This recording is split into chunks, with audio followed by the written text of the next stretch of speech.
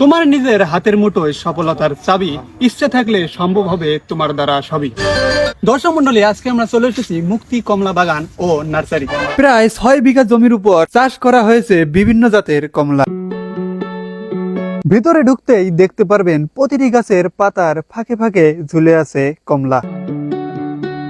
প্রথম দেখাতে যে কারো মনে হতে পারে এটা বিদেশের কোনো ফলের বাগান, কিন্তু না। বাগানটি করেছেন কুড়িগ্রামের ভুরুঙ্গামারী উপজেলার পাইকেশ্বরা ইউনিয়নের পাটেশ্বরী বাজারের পাশের গ্রামের মোহাম্মদ ফরমান আলী, অবসরপ্রাপ্ত সিনিয়র জেল সুপার। 100% বিষমুক্ত অর্গানিক মিষ্টি কমলার সাথে আরো দেখতে পারবেন বিভিন্ন জাতের কমলা। ইতিমধ্যে 5টি জাত থেকে ভালো ফলন পেয়েছে বলে জানান এই বাগানটির পরিচালনার দায়িত্বে থাকা নূর আলম মিয়া।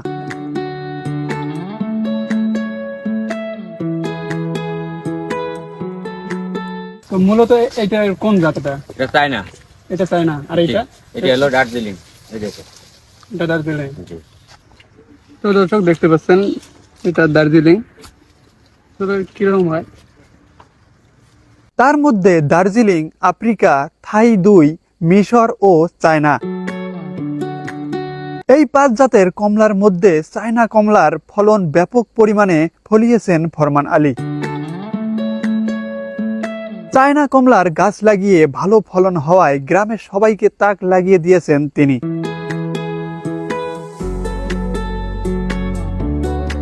গত বছর থেকে ফলন শুরু হলেও এবছর ফলন হয়েছে বেশ ভালো। আপনি কতগুলো কমলা নিলেন আজকে? আজকে টোটালে নেওয়া হবে 13-14 মণ। 13-14 মণ। এই মৌসুমে যতগুলো আসবে সব আপনি নেবেন? আজকে কয় জাতের কমলা নিলেন আপনি? আজকে দিব আমি এক জাতের নিচে আর এক জাতের ছিল, দার্জিলিং ছিল। দার্জিলিং ছিলবেন। তো মূলত আমরা এখানে দেখতে পাচ্ছি যে আপনি এখানে পরিমাপ করতেছেন। এই ট্রের মধ্যে আসলে কতগুলো করে কমলা ধরে আর কি? আধা মণ করেই নেন সবগুলো? দেখতে পাচ্ছি অনেকগুলো চারা। তো এখানে কয় জাতের চারা আছে? এখানে 4 জাতের চারা আছে। এগুলো কি এখন বিক্রির যোগ্য? হ্যাঁ, বিক্রির যোগ্য। এই রকমই আপনারা রোপণ করেন? সবগুলো গিরাবাড়ি করা, কলম কাটা তারা। কলম কাটা। তো এগুলো যদি আমরা এখন কোনো উদ্যোক্তা নিয়ে গিয়ে রোপণ করে তাহলে কতদিনের মধ্যে ফলন আসতে পারে? 2 বছরের মাথা ফলন আসে। বাজারে চায়না কমলার চাহিদা ভালো থাকায় লাভবান হবেন বলে প্রত্যাশা তার। শুধু কমলাই নয়, এইখান থেকে নতুন উদ্যোক্তারা নিতে পারবেন বিক্রির উপযুক্ত মাতৃগাছের গ্রাফটিং চারা।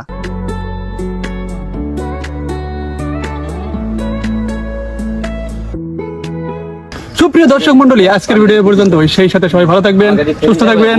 আল্লাহ হাফেজ।